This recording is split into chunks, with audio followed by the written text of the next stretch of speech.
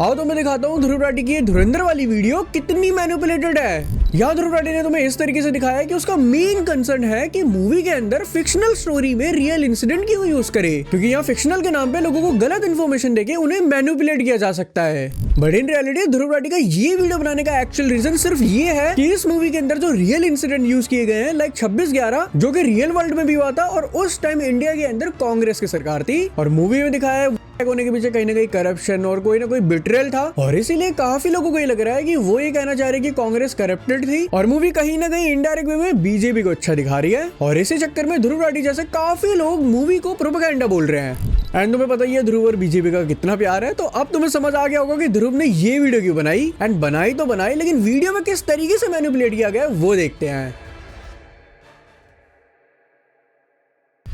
Political propaganda को फैलाने में इतना मगन हो गया कि उसने वही दिखा दिया जो पाकिस्तान ने भारत पर कई बार इल्जाम लगाया है कि भारत पाकिस्तान में सबवर्सिव एक्टिविटीज के लिए अपने सीक्रेट एजेंट्स को भेजता है। असलियत यह है दोस्तों कि भारत सरकार ने कंसिस्टेंटली ऐसे सभी क्लेम्स को रिफ्यूट किया है। 2012 का ये आर्टिकल देखिए, भारत सरकार ने मना किया कि सुरजीत को इंटेलिजेंस एजेंसीज ने जासूस बनाकर भेजा था। 2016 का ये आर्टिकल देखिए, भारत सरकार ने पाकिस्तान के जासूस वाले दावों को रिजेक्ट किया। लेकिन धुरंधर फिल्म ऐसे ही एक सीक्रेट एजेंट को हीरो की तरह पेश करती है। अबे तुम मेरी तरफ है किसकी तरफ है? वीडियो के पहले ही फ्रेम में ध्रुव राठी आदित्य धर को ऐसा विलेन पोर्ट्रे करने की कोशिश करते हैं, ये बताकर कि पाकिस्तान जो हम पे एलिगेशंस लगाते थे कि हम उनकी कंट्री में स्पाई भेजते हैं, उस चीज को आदित्य धर ने अपनी मूवी के थ्रू करके दिखा दिया। और प्रूफ के लिए ध्रुव ने यहाँ पे कुछ आर्टिकल लगा दिए कि हमारी गवर्नमेंट ने खुद डिनाई करा हुआ है कि हमने कभी कोई स्पाई नहीं भेजा। अब पहली चीज तो धुरंधर मूवी फिक्शनल है एंड उसमें स्पाई के ग्रुप में जाता है, बट जो ध्रुव राठी स्क्रीन पे आर्टिकल शो कर रहे हैं सुरजीत सिंह का, उनको कहा जाता है कि वो पाकिस्तान के मिलिट्री ग्रुप में स्पाई करने गए थे।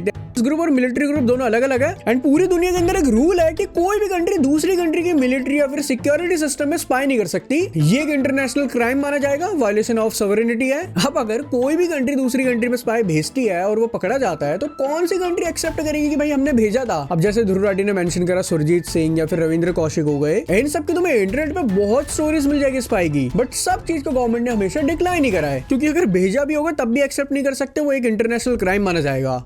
अब तुम यहाँ पे बोलोगे कि भाई प्रूफ क्या है, क्योंकि फैक्ट्स के बेसिस पे तो डिक्लाइन ही करा गवर्नमेंट ने कि हमने कोई स्पाई नहीं भेजा कभी, और ध्रुव राठी ने उसी चीज को यहाँ पे दिखाया प्रूफ के साथ। चलो मैंने मान लिया कि यहाँ पे ध्रुव राठी सही है क्योंकि उन्होंने यहाँ पे फैक्ट्स दिखाए हैं, लेकिन फिर इसी वीडियो के अंदर आगे जाके वो धुरंधर मूवी को प्रोपेगेंडा किस फैक्ट्स के बेसिस पे बोल रहे हैं। आखिर में मैं आदित्य धर से कहना चाहूंगा कि अगर तू बाज नहीं आया इस तरीके का झूठा प्रोपेगेंडा अपनी फिल्मों में डालने से, तो जो आपने यहाँ पर प्रोपेगेंडा फिल्मों का एक नया स्टैंडर्ड सेट किया है, आपके सत्ता से बाहर जाने के बाद अगर किसी ने वो बवंडर फिल्म सही में बना दी तो क्या करोगे तब?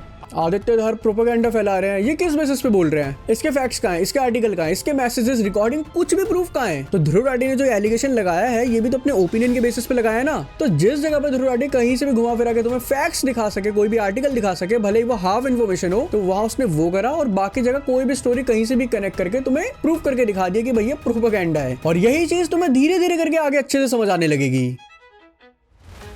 अब ध्रुव राठी की यहाँ पे मेन प्रॉब्लम ये है जो उन्होंने काफी बार बोली कि ये फिक्शनल स्टोरी में रियल लाइफ इंसिडेंट यूज करके प्रोपेगेंडा फैला रही है फिल्म। एंड यहाँ ध्रुव राठी ने एक लाइन भी बोली थी कि मूवी रियल लाइफ सिनेरियोस का यूज करती है और उसके बीच में फिक्शन जोड़ देती है। फिल्म ऑडियंस के लिए एक रियल लाइफ सिनेरियो पेश करती है और उसके बीच में अपनी कल्पना से फिक्शन जोड़ देती है। बट यहाँ ध्रुव राठी खुद को ही कॉन्ट्राडिक्ट कर रहे हैं, क्योंकि वीडियो के स्टार्टिंग में उन्होंने बोला था कि जो मूवी स्पाई वगैरह वाला सीन दिखा रही है ये सब तो झूठ है, गवर्नमेंट ने खुद डिक्लाइन करा कि उन्होंने कभी कोई स्पाई नहीं भेजा। लेकिन ये आदित्य धर तो मूवी के थ्रू वही चीज करके दिखा रहे हैं जो पाकिस्तान एलिगेशन लगा रही है। तो जो मूवी का मेन एसेंस था कि इंडियन स्पाई पाकिस्तान में जाता है, अगर वही चीज ध्रुव के अकॉर्डिंग झूठ थी जो स्टार्टिंग में उन्होंने बोली, तो ये रियल सिनेरियोज में फिक्शनल जोड़ने वाली लाइन कैसे सही हो गई? बल्कि सही लाइन होनी चाहिए कि फिक्शनल स्टोरी के अंदर रियल इंसिडेंट का यूज किया गया है। मतलब स्टार्टिंग के टाइम जब आदित्य धर को गलत दिखाना था, वो पाकिस्तान वाला एंगल जोड़ना था, तब कुछ और बोला। तो अब जब यहाँ पे कुछ और दिखाना है तो यहाँ पे रियल लाइफ इंसिडेंट को ज्यादा प्रायोरिटी दी। ये तो बड़ी छोटी सी चीज लग सकती है कि स्टेटमेंट से क्या ही फर्क पड़ता है, लेकिन लोगों को मैनिपुलेट करने के लिए ये छोटी छोटी चीजें भी काफी मैटर करती है और इसे ही साइकोलॉजी में माइक्रो मैनिपुलेशन कहते हैं। जहाँ इंस्टेड ऑफ बड़ी चीज बोलना,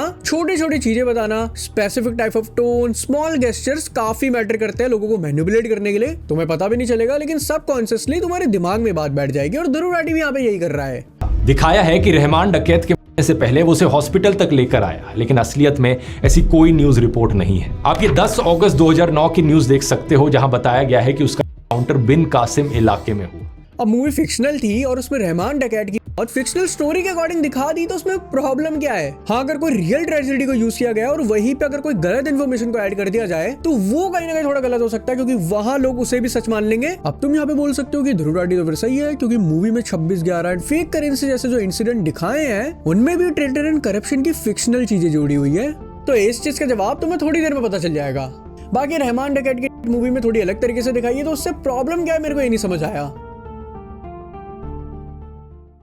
अब कोई अगर सवाल करेगा आदित्य धर से इस चीज को लेकर तो वो कह देगा कि भाई ये तो फिक्शनल फिल्म है, और कोई पूछेगा कि अगर एक फिक्शनल फिल्म है तो इतने सारे रियल लाइफ इवेंट्स क्यों ऐड किए, तो वो कहेगा लेकिन inspired from real events film है। हो गई आपकी निंजा टेक्निक तैयार डॉग विस्लिंग करने की और प्रोपेगेंडा चलाने। अब ध्रुव राठी जैसे काफी लोग हैं जो मूवी को प्रोपेगेंडा बोल रहे हैं कि रियल लाइफ इंसिडेंट है, और वहां इस तरीके से दिखाया जा रहा है कि वो इंसिडेंट पॉसिबल इसलिए हुए क्योंकि कहीं ना कहीं देश के अंदर कोई ना कोई गद्दार था। तो अब जो थोड़ी देर पहले मैंने तुम्हें बोला था उसका जवाब अब तुम्हें देता हूँ कि इंसिडेंट रियल है वहां पे, लेकिन थोड़ी बहुत फिक्शनल चीजें हैं, यानी कि लोगों के दिमाग में ये चीज बैठ जाएगी कि अगर इंसिडेंट सही है तो बाकी चीज भी सच्ची होगी। और रियलिटी में 26/11 फेक करेंसी जैसे इंसिडेंट में कांग्रेस की सरकार थी, यानी वो कांग्रेस को बेकार बोल रहे हैं। इन दोनों चीजों को आपस में कनेक्ट वगैरह करके बीजेपी को अच्छा दिखा रहे हैं इनडायरेक्ट वे में, वो सारी चीजों को कनेक्ट करके खुद से मूवी को प्रोपेगेंडा बोला जा रहा है, बेकार बोला जा रहा है। और यही चीज ध्रुव राठी भी बोल रहे हैं। बट इसी चीज को देखने का दूसरा तरीका भी है कि काफी लोग मूवी को बढ़िया भी बोल रहे हैं, लेकिन क्यों? क्योंकि मूवी के अंदर कोई भी रियल मिनिस्टर या पॉलिटिकल पार्टी का नाम नहीं लिया गया है, बट इंसिडेंट रियल है, तो लोग उसी इंसिडेंट के रियल टाइमलाइन से गवर्नमेंट को जोड़कर खुद से डिसीजन बना रहे हैं। मूवी के अंदर फेलियर सिस्टम को दिखाया था, ना कि पूरी गवर्नमेंट को करप्ट बोला था। मूवी के अंदर ऐसा दिखाया है कि वो इंसिडेंट कहीं ना कहीं देश के गद्दारों के चक्कर में हुआ, जो रियलिटी से काफी मिलता है। लाइक हर जगह हर देश में कितनी भी अच्छी पार्टी हो, कुछ करप्ट लोग होते ही हैं, जिस चक्कर में पॉसिबल हो पाया। तो सिंगल ट्रेडर के चक्कर में डजंट मीन कि वहां पे पूरी गवर्नमेंट को ब्लेम किया जा रहा है। एंड मूवी में भले ही फिक्शनल के लिए ट्रेडर को यहाँ पे डाला गया है, बट यहाँ पे मूवी ने फैक्ट को चेंज नहीं करा। अगर पाकिस्तान बेस्ड है और वही चीज मूवी के अंदर भी शो की गई है, उस फैक्ट को यहाँ पे नहीं बदला गया। अब इस होल सिनेरियो से तुम समझ गए होंगे कि क्यों कुछ लोग मूवी को हेट कर रहे हैं और क्यों कुछ लोग पसंद कर रहे हैं। और ये चीज मैं तुम्हारे ऊपर छोड़ता हूँ, हर किसी का अपना अलग ओपिनियन होता है। तुम्हें नहीं पसंद आई वो भी ठीक है, तुम्हें पसंद आई वो भी ठीक है। मेरे पर्सनल ओपिनियन में मुझे मूवी बढ़िया लगी, मैं मूवी को मूवी की तरह ही देखता हूँ और वहीं तक रखता हूँ। मेरे में इतना दिमाग है कि मैं चीजों को डिफरेंशिएट कर सकता हूँ कि क्या चीज सही है और क्या गलत। और अब तुम्हें और अच्छे से समझ आ गया होगा कि क्यों ध्रुव राठी मूवी को प्रोपेगेंडा बोल रहे हैं, क्योंकि कहीं ना कहीं लोगों को ऐसा फील हो रहा है कि इनडायरेक्ट वे में बीजेपी को अच्छा दिखाया जा रहा है मूवी के अंदर और कांग्रेस को बेकार। एंड ये चीज ध्रुव के अकॉर्डिंग प्रोपेगेंडा है। लेकिन फिर इसी के ऊपर ध्रुव राठी एक 30 मिनट की वीडियो बनाते हैं जहां पे वो इनडायरेक्ट वे में कांग्रेस को सपोर्ट कर रहे हैं और बीजेपी को बेकार बता रहे हैं। तो वो कोई प्रोपेगेंडा नहीं है, वो ध्रुव राठी का इंटेलेक्ट है, उसकी समझदारी है। सैलरी से याद आया कि फिल्म में जो भारत के सीक्रेट एजेंट पाकिस्तान में काम कर रहे थे उनकी सैलरी कौन दे रहा था?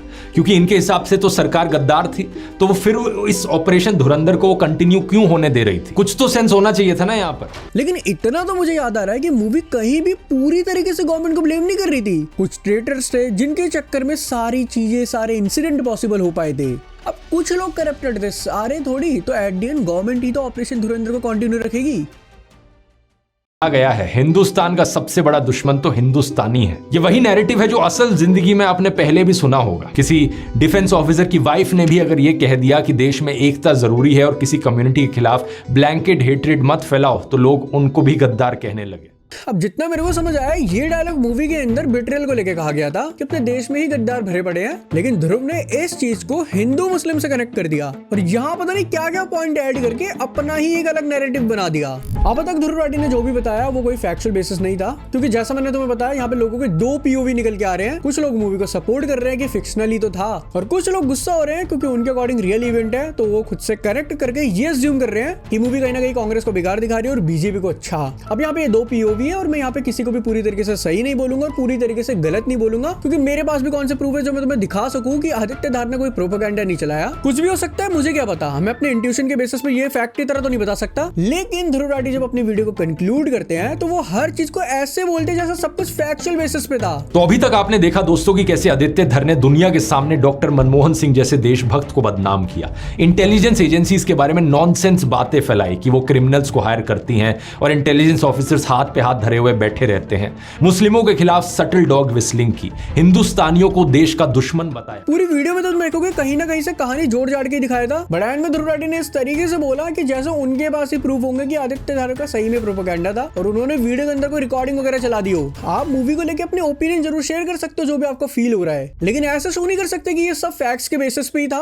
और इस चीज को सीधा ट्रुथ डिक्लेयर कर दिया, वो भी बिना किसी सॉलिड प्रूफ के। अनटिल एंड अनलेस आदित्य धारक की कोई रिकॉर्डिंग, मैसेज वगैरह कुछ भी एक सॉलिड प्रूफ ना निकल के आ जाए कि एक्चुअल में ये प्रोपेगेंडा था, तब तक खुद से कहानियां वगैरह जोड़ के कैसे इस मूवी को प्रोपेगेंडा प्रूफ किया जा सकता है। ऑब्वियसली चीज यहाँ पे गलत है और ध्रुव राठी ने यही यहाँ पे करा, अपने ओपिनियंस को तुम तक ऐसे थोपा कि जैसे कि वही फैक्ट्स होंगे। अब यहाँ पे ध्रुव राठी की इस चीज से प्रॉब्लम है कि यहाँ पे रहमान डकैत को इस तरीके से क्यों दिखाया गया। धुरंधर फिल्म में एक और बड़ी प्रॉब्लम है गैंगस्टर्स का डिपिक्शन। रहमान डकैत एक शैतान किस्म का आदमी था, लेकिन फिल्म में इसका कैरेक्टर एक अलग ही कूल स्वैगर के साथ निकल कर आता है। माथे पर जुल्फे छाई हुई हैं, डायलॉग बाजी करता है और उसका डांस इंस्टाग्राम पर वायरल हो जाता है। उसे यहाँ पे थोड़ा स्टाइलिश क्यों दिखाया गया, उससे ऐसे डांस क्यों करवाया गया, ऐसे गाने क्यों चलाए गए और लोग इस चीज के इंस्टा पे एडिट भी बना रहे हैं। तो पहली चीज तो यहाँ पे लोग रहमान डकैत नहीं बल्कि अक्षय खन्ना को प्रेस कर रहे थे, उसकी एक्टिंग को, वो बीजीएम को, उन चीजों को लोग प्रेस कर रहे थे और वो चीज लोगों को पसंद आ रही थी। एंड दूसरी चीज, जब किसी को डांस वगैरह करके दिखाया तब ध्रुव राठी को प्रॉब्लम है, और जब धुरंधर का ट्रेलर आया था और उस टाइम वो टॉर्चर वाला सीन था तो ध्रुव राठी को उससे भी प्रॉब्लम थी। की तरह दिखाएं तब भी प्रॉब्लम, डांस वगैरह करके दिखाएं तब भी प्रॉब्लम, तो करे क्या। अगर आप उन लोगों में से हो जिनको एनिमल और धुरंधर टाइप की हाइपर वायलेंट फिल्में पसंद आती हैं, जरा अपने आप से सवाल पूछकर देखना, आखिर क्यों पसंद आ रही है आपको ये फिल्म। जरा खुद से पूछकर देखो, अगर आप इन चीजों को एंजॉय कर रहे हो तो कितनी पागलपंती वाली चीज है ये। यहाँ ध्रुव राठी पॉइंट रख रहे हैं कि ये जो गोर मूवीज वगैरह होती है सब बेकार है यूथ के लिए। तो मैं आपको बता दूं, आपने पैसों के लिए खुद पास्ट में ट्रांसग्रेसिव सिनेमा को प्रमोट किया हुआ है, काफी सारी मूवी सीरीज को आपने खुल के प्रमोट किया गया जिसमें कुछ ना कुछ ऐसा गलत है आपके अकॉर्डिंग जो यूथ को बेकार कर सकता है, बट आपने वो चीज प्रमोट की है। एंड इन्हीं सारी चीजों के चक्कर में अभी ध्रुव राठी को बाकी से तो छोड़ो, खुद के सब्सक्राइबर से हिट मिल रहा है, इतना हिट मिल रहा है कि ध्रुव राठी को कमेंट्स लिमिटेड करने पड़े कि सिर्फ सब्सक्राइबर से अब उसकी वीडियो में कमेंट कर सकते हैं, और उसके भी चांस है कि वो भी डिलीट हो जाएंगे। क्योंकि एक ट्वीट देखा था जिसमें 1 घंटे के अंदर ही वीडियो के अंदर 20-21 हजार कॉमेंट हो गए थे, बट 12-13 घंटे बाद जब देखा तो वीडियो के अंदर सिर्फ 19,000 कॉमेंट थे। मतलब समझ रहे हो यहाँ पे कितने सारे कॉमेंट्स ध्रुव राठी ने डिलीट कर दिए। एंड अभी काफी ऐसे मीम्स बन रहे हैं कि अब तो हम धुरंधर दोबारा देखेंगे। इवन अभी न्यू ने भी इस चीज को लेकर ट्वीट कर दिया था कि मैं दोबारा धुरंधर देखने जा रहा हूँ। एंड एक और चीज है, तुम्हें पता ही होगा भी बांग्लादेश में एक हिंदू आदमी के साथ क्या हुआ। वो इंसिडेंट छोड़कर ध्रुव राठी के लिए ज्यादा इंपॉर्टेंट था धुरंधर मूवी के ऊपर वीडियो बनाना। अब ध्रुव राठी वैसे ह्यूमैनिटी वगैरह की काफी बात करते हैं, इंसानियत वगैरह की बात करते हैं, बट इस टाइम उनके लिए ह्यूमैनिटी से ज्यादा पॉलिटिकल पार्टी को क्रिटिसाइज करना ज्यादा जरूरी था।